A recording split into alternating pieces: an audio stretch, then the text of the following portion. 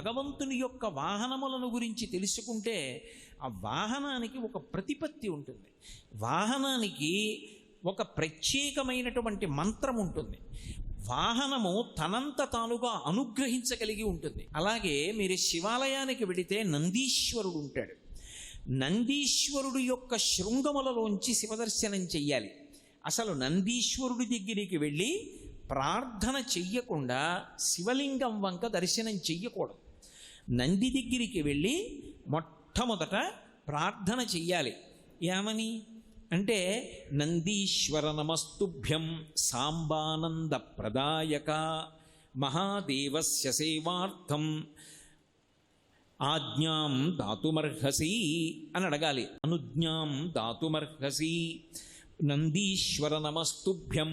నమస్తుభ్యం అంటే రెండు చేతులు కైమోడ్చి ఇలా శిరసు ఉంచి నమస్కరించాలి. నమస్కరించి, ఓ నందీశ్వర నీకు నమస్కరిస్తున్నాను. ఎవరు నువ్వు? సాంబానంద ప్రదాయక. సా అంబ ఆనంద ప్రదాయక. అమ్మతో కలిసి ఉన్నటువంటి శివుని యొక్క దర్శనాన్ని నాకు అనుగ్రహించగలిగినటువంటి వాడివి. వాళ్ళ ఇద్దరి దర్శనము చేత నేను ఆనందమును పొందేటట్టుగా చెయ్యగలిగిన వాడివి నువ్వు. నీ అనుగ్రహం లేకపోతే ఆయన దర్శనం లేదు. కాబట్టి సాంబానంద ప్రదాయక మహాదేవస్య సేవార్థం.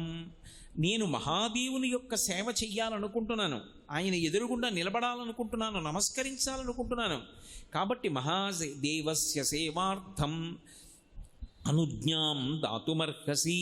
మీరు నాకు అనుజ్ఞ ఇవ్వండి, అనుమతి ఇవ్వండి. మీరు అనుమతిస్తే అప్పుడు నేను లోపలికి వెడతాను అని చెప్తారు.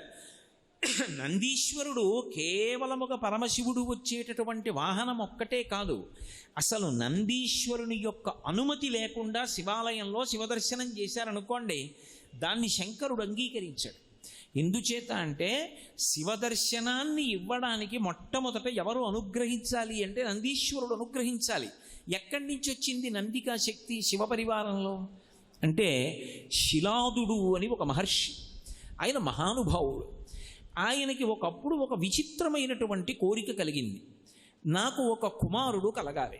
కానీ అందరు పిల్లలు పుట్టినట్టే భార్య యొక్క సహాయము వలన నా తేజస్సు నా భార్య యొక్క శోణితము కలిసి నా భార్య యందు పిండముగా రూపుదిద్దుకొని ఏదో కొన్ని నెలలు ఆమె గర్భము ధరించిన తరువాత బయటికి వచ్చేటటువంటి శిశువు కాదు, అయోనిజుడు కావాలి.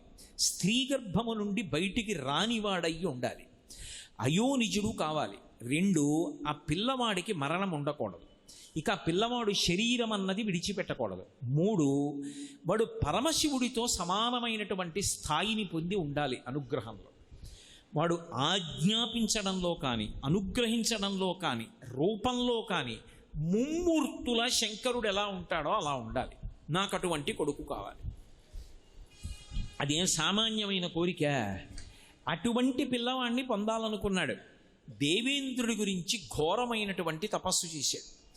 ఘోరమైన తపస్సు చేస్తే దేవేంద్రుడు ప్రత్యక్షమయ్యాడు. ఏం కావాలన్నాడు. ఇదిగో ఈ 3 లక్షణాలు చెప్పాడు, నాకు ఇటువంటి కుమారుణ్ణి కటాక్షించు అన్నాడు. ఒక్కొక్క మహానుభావుడికి ఒక్కొక్క సంకల్పం కలుగుతుంది. ఓ శిలాదుడా, నువ్వు 3 లక్షణములు కలిగినటువంటి కుమారుడు కావాలి అని చెప్పి కోరుకుంటున్నావు. కానీ హరుడొకరుండు తప్ప అన్యులొసంగ గజాలరీ వరము. పరమశివుడు వినా ఈ వరమును ఇవ్వగలిగినటువంటి వాడు లోకంలో లేడు. ఎందుకని? నువ్వు మర్త్యలోకంలో ఉన్నావు, శిలాదుడు ఉన్నది ఇప్పుడు మనం ఉన్న లోకంలోనే ఆయన ఉన్నాడు. ఓ మునీంద్ర విను, అది మేము ఇవ్వలేము, అది మా అధికారంలోకి రాదు. అలా ఈ లోకంలో ఉండేటటువంటి ఆచారానికి భిన్నంగా పుట్టినప్పటికీ కూడా శరీరం విడిచిపెట్టకుండా శాశ్వతంగా ఉండిపోగలిగినటువంటి కుమారుడు, పరమశివుడితో తుల్యమైనటువంటి ఆకారమును తేజస్సును అనుగ్రహానుగ్రహ శక్తి నిగ్రహానుగ్రహ శక్తిని కలిగినటువంటి వాడు, ఏ జనన మరణములు లేనటువంటి వాడు, కలగడం సంభవం కాదు, మేము ఇవ్వలేము. అరుని గూర్చి తపించినన్ అతడిచ్చు ఈ వరము పేరిమి నీకు మునీంద్ర తల్లజా. పరమశివుడి గురించి తపస్సు మొదలుపెట్టాడు. చాలా కాలం ఘోరమైన తపస్సు చేశాడు. చేస్తే శంకరుడు ప్రత్యక్షం అయ్యాడు. చిత్రం ఏమిటంటే, పరమశివుడు ప్రత్యక్షం అయ్యేసరికి ఎముకలు తప్ప శిలాదుడికి ఏమీ మిగలలేదు. మిగిలిన ధాతువులన్నీ పురుగులు తినేసి ఆ రోజుల్లో అస్థిగత ప్రాణం కాబట్టి, ఎముకలుంటే ప్రాణం ఉంటుంది కాబట్టి ప్రాణంతో ఉన్నాడు. పైనంతా పుట్టలు పట్టేసి ఉన్నాయి. శంకరుడే వచ్చి ప్రత్యక్షమైన బహిర్ముఖుడు కాలేదు. శంకరుడు తన చేతితో ముట్టుకున్నాడు, యథారూపాన్ని పొందాడు. పూర్వం ఉన్న కన్నా జవసత్వాలతో ప్రకాశించాడు. ఏం కావాలని అడిగాడు. అడిగితే అప్పుడు పరమశివుణ్ణి ఉద్దేశించి అడిగాడు, పరమశివ సుతు అయోనిజు, అలాగే నాకు ఓ పరమశివ సుతుడు కావాలి, కొడుకు కావాలి, వాడు అయోనిజుడు కావాలి, వాడు ఆడదాని కడుపులో పెరిగి పెద్దవాడై 9 నెలలో 12 నెలలో పూర్తయిపోయిన తరువాత బయటికి వచ్చేటటువంటి యోని సంభవుడైనటువంటి వాడు కాకూడదు. అలాగే వాడికి జరామరణములు ఉండకూడదు.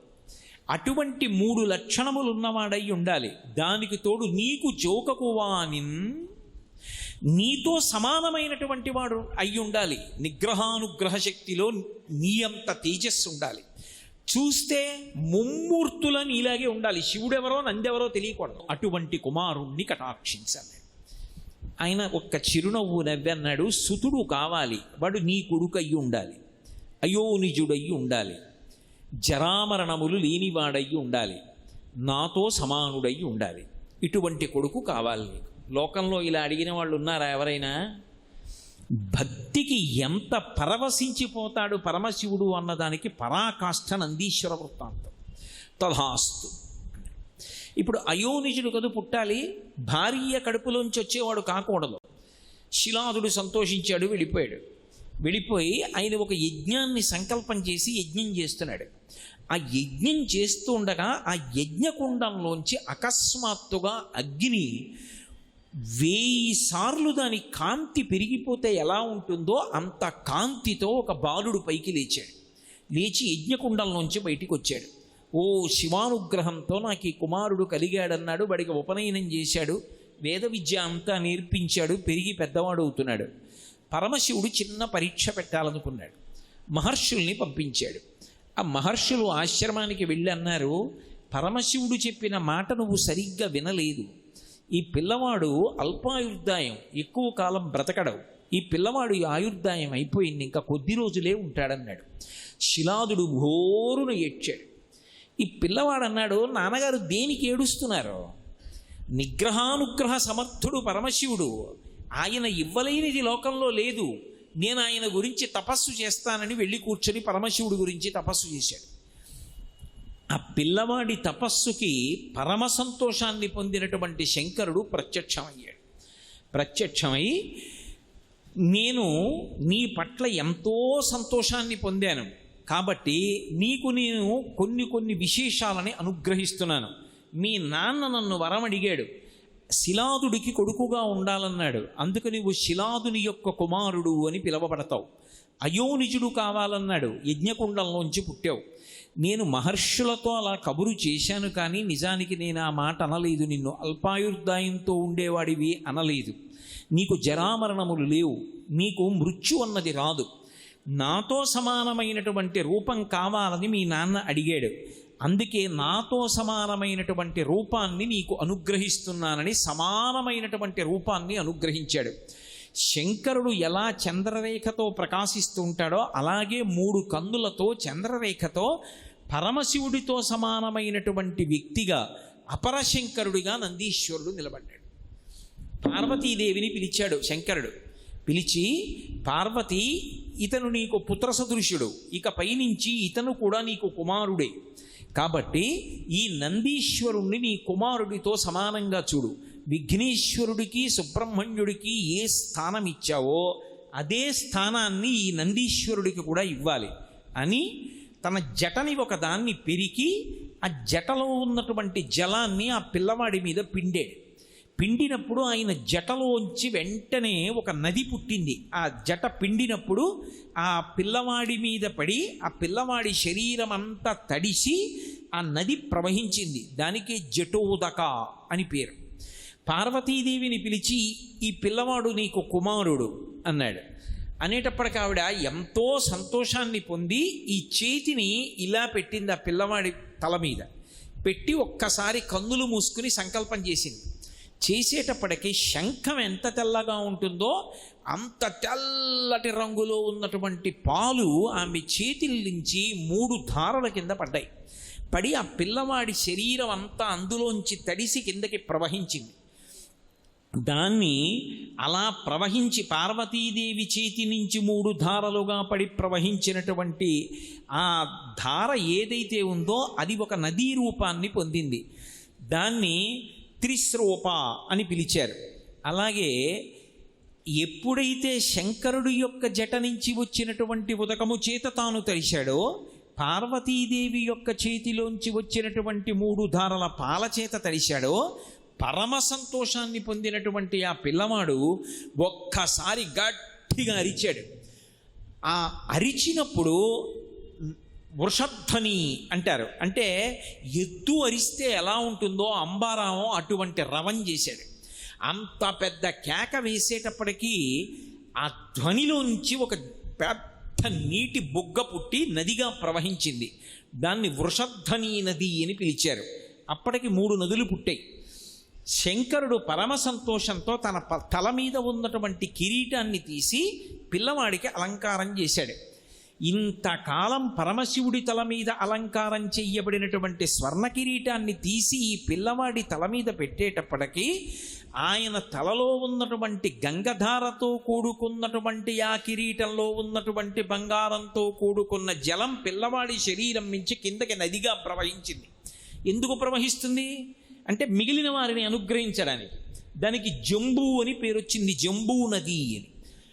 ఒక్క కనులిప్త ఇలా కను మూసి కను తెరిచేటప్పటికి ఇంత అనుగ్రహాన్ని పొంది ఆ పిల్లవాడు 4 నదుల ఉత్పత్తికి కారణం అయ్యేటప్పటికీ పైన ఉన్నటువంటి మేఘమండలం మురిసిపోయింది. మురిసిపోయి మెరుపులతోటి ఉరుములతోటి వెంటనే తీయటి చల్లటి నీటి ధార విడిచిపెట్టింది. ఆ నీరు పడేటప్పటికీ ఆయన శరీరం మీద పడి ఆ పిల్లవాడి మించి పక్కకి నదిగా ప్రవహించింది. ఆ నదిని స్వర్ణోదక అని పిలిచారు. నందీశ్వరుణ్ణి పరమశివుడు అనుగ్రహించినటువంటి సమయంలో 5 నదులు ప్రవహించాయి. వీటిని పంచనదములు అని పిలుస్తారు. వాటి మధ్యలో నేను లోకాన్ని అనుగ్రహిస్తానని పరమశివుడు జప్పీశ్వరుడు అన్న పేరుతో పిలిచాడు. అందుకే 5 నదులలో స్నానం చేసి ఆ శివలింగాన్ని ఎవరు దర్శనం చేస్తారో వారు మళ్ళీ పుట్టవలసినటువంటి అవసరం ఉండదు. ఆశ్చర్యం ఏమిటంటే పరమశివుడు తనతో సమానమైనటువంటి ముఖమండలాన్ని పిల్లవాడికి అనుగ్రహిస్తే శివమహాపురాణంలో బ్రహ్మాది దేవతలతో చెప్పుకున్నాడు నందీశ్వరుడు. ఆయన అన్నాడు, శంకర నీ అనుగ్రహం వర్ణనాతీతం, దానికి హద్దు లేదు. మా తండ్రి తపస్సు చేసి అడిగాడని నీతో సమానమైన రూపాన్ని నాకు ఇచ్చేసావు, కానీ నాకొద్దు.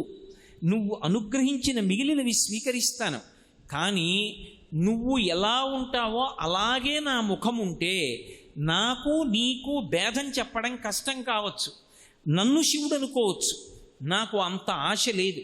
ఇది నీ హద్దులేని అనుగ్రహం, అందుకే నాకు వానర ముఖాన్ని కటాక్షించమని అడిగాడు. ఆ పిల్లవాడు యొక్క వినయ విధేయతలు చూసి సంతోషించినటువంటి శంకరుడు, నువ్వు ఎప్పుడు అలా కనపడాలనుకుంటే అప్పుడు నీ ముఖము వానర ముఖంగా కనపడుతుంది, కోతి ముఖంలా కనపడుతుంది అని అనుగ్రహించాడు.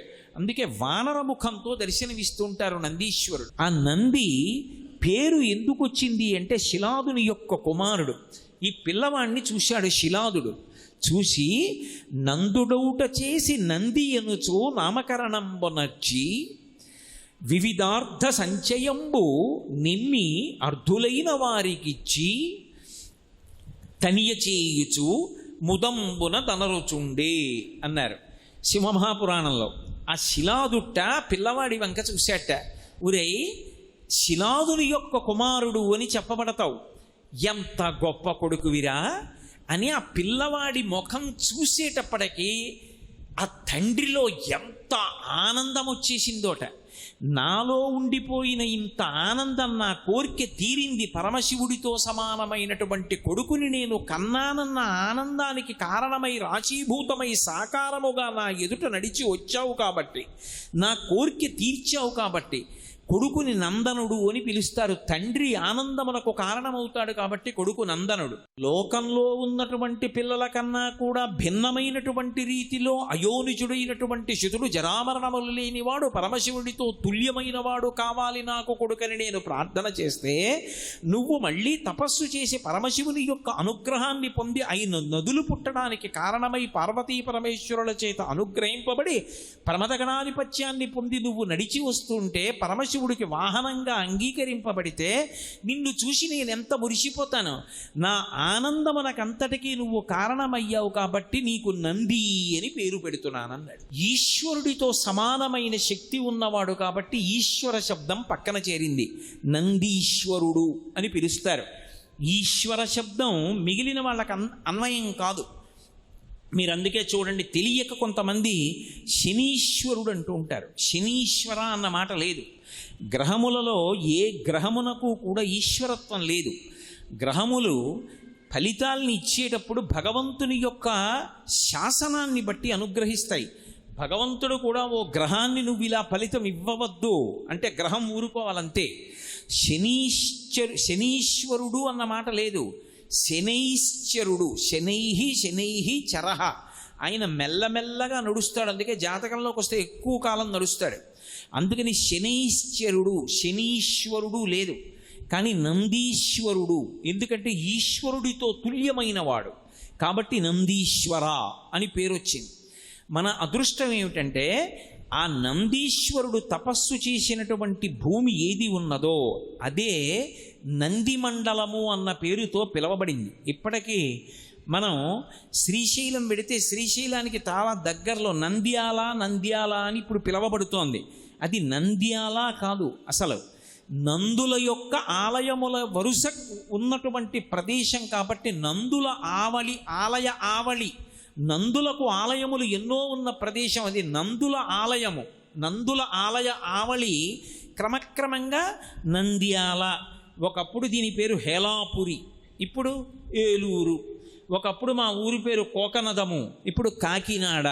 ఒకప్పుడు పీఠికాపురము, ఇప్పుడు పిఠాపురము. అలాగే ఒకప్పుడు అది నందులకు ఆలయము, ఇప్పుడు నంద్యాల. అటువంటి ఆ ప్రాంతంలో నందిమండలం ఉంది. ఎక్కడ నందీశ్వరుడు తపస్సు చేశాడో అక్కడ పరమశివుడు అనుగ్రహించి, నందికి శివుడికి భేదం ఉండకూడదని మీ తండ్రి శిలాదుడు అడిగాడు కనుక నేను అక్కడ బ్రహ్మనంది అన్న పేరుతో పెద్ద నందీశ్వర స్వరూపంతో వెలిసి ఉంటాను. ఉండి మిగిలినటువంటి నందులన్నిటినీ కూడా నేను శాసిస్తూ ఉంటాను. నంది తేజస్సు, శివ తేజస్సు ఏకీకృతమై వెలిసినటువంటి లింగస్వరూపం. అందుకే అక్కడ ఉన్నది మహానంది. ఒకానొకప్పుడు ఆ మహానంది క్షేత్రాన్నంతటినీ కూడా బాగా పునర్నిర్మాణం చేయడం కోసం పానమట్టం దగ్గర తవ్వారు. తవ్వితే గొర్రె పట్టడానికి ఎంత చోటు ఉంటుందో అంత చోటుతో కైవారం ఉంటుంది. గోరువెచ్చగా ఉంటాయి. మీరు అందుకే ఎప్పుడైనా మహానంది దగ్గర ముందు పెద్ద తటాకం ఉంటుంది. మీరు ఆ తటాకంలో దిగి స్నానం చేస్తే ఎంత నీరు వస్తూ ఉంటుందో పక్క పొలాల్లోకి వెళ్ళిపోతుంటుంది. ఎక్కడి నుంచి వస్తుందో ఎవరికి తెలియదు.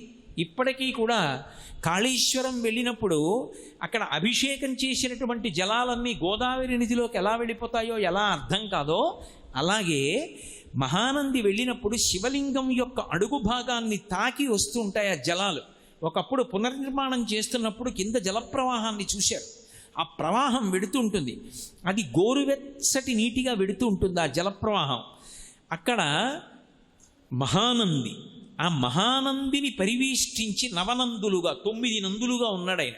అందులో వినాయకనంది, గరుడనంది, ప్రథమనంది, సూర్యనంది, చంద్రనంది, నాగనంది, బ్రహ్మనంది, విష్ణునంది, శివనంది. ఈ 9 నందులు నవనందులు. ఒకప్పుడు నందులు పరిపాలన చేసి ఆ దేవాలయాల్ని పునర్నిర్మాణం చేశారు కాబట్టి అని ఒక మాట. కానీ శాస్త్రంలో 9గా వెలిసినటువంటి నందిస్వరూపములకు ప్రధాన పరిపాలకుడై వెలిశాడైన బ్రహ్మనంది అన్న పేరుతో. మహానందిగా నందీశ్వరుడు శివచైతన్యంతో కలిసి రాశీభూతమైనటువంటి లింగస్వరూపం. అందుకే అది నంది తపస్సు చేసినటువంటి ప్రదేశం. ఆ ప్రదేశంలో అడుగు పెట్టడం, ఆ తటాకంలో స్నానం చేయడం, మహానంది క్షేత్రాన్ని దర్శనం చేయడం పరమాద్భుతమైనటువంటి విశేషాలుగా చెప్తారు. వాహనమే కదండి, నేను శివలింగాన్ని దర్శనం చేస్తానంటే కుదరదు.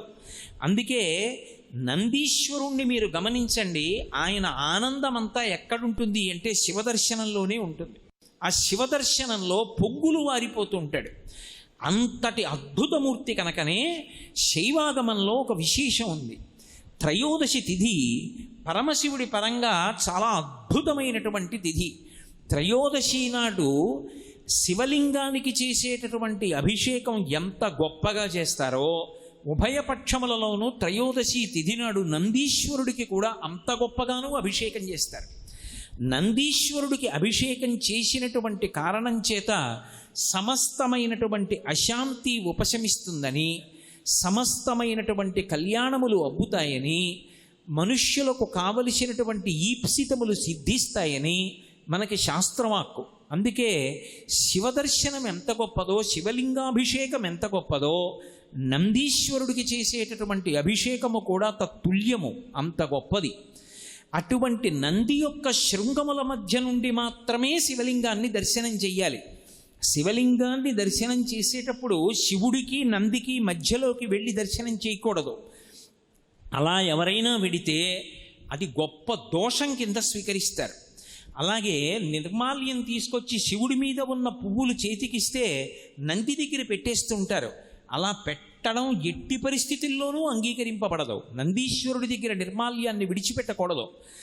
నంది దగ్గరికి వెళ్ళి చెప్పాలి, వృషస్య వృషణం స్పృష్ట్వా శృంగమధ్యే శివాలయం దృష్ట్వా క్షణం నరో యాతి కైలాసే శివసన్నిధిం అనాలి. ఆయన దగ్గరకు వెళ్ళి శివలింగానికి నందీశ్వరుడికి మధ్యలోకి వెళ్లకుండా ఉండడానికి ఏ చేతిని ఉపయోగిస్తే సరిపోతుందో ఆ చేతిని పెట్టి, ఉదాహరణకి బొటనవేలు చూపుడు వేలు ఆయన యొక్క శృంగములు కొమ్ముల మీద ఉంచి, అంత బలిష్టమైనటువంటి నంది కొమ్ముల మీద మీరు చెయ్యి పెడితే ఊరుకుంటాడా? కానీ ఆ రెండిటి మీద బొటనవేలు చూపుడు వేలు ఉంచి ఎడమ చేతితో ఆయన యొక్క ఆ వృషణములను అవయవాన్ని ఒక్కసారి ఇలా పట్టుకోవాలి, ఒక్కసారి పట్టుకుని వదిలేయాలి. ఆ వృషణములను ఇలా పట్టుకునేటప్పటికీ ఆయన ఊపిరి అని ఆగుతుంది. ఆయన ఊపిరిలో, ఆయన వదిలిపెట్టిన ఊపిరి, పీల్చిన ఊపిరిలో పరమశివుడు పార్వతీదేవితో కలిసి ఊయలలు ఊగుతూ ఉంటాడు. ఎప్పుడైతే ఆయన ఊపిరిని ఒక్కసారి ఆపాడో, ఎదురుగుండా ఉన్నటువంటి శివుడు ఊయల ఆగి కైలాస పర్వతం మీద కూర్చున్నటువంటి పార్వతీ పరమేశ్వరుల దర్శనము చేసినటువంటి వాడు అని దర్శనం చేసినటువంటి భక్తుడి ఖాతాలో వేస్తాడు. అది ఒక్క నందీశ్వరుడి యొక్క శృంగముల మధ్య నుంచి దర్శనం చేయడం వల్ల మాత్రమే సాధ్యం. సర్వం శ్రీ ఉమామహేశ్వర పరబ్రహ్మార్పణమస్తు. స్వస్తి.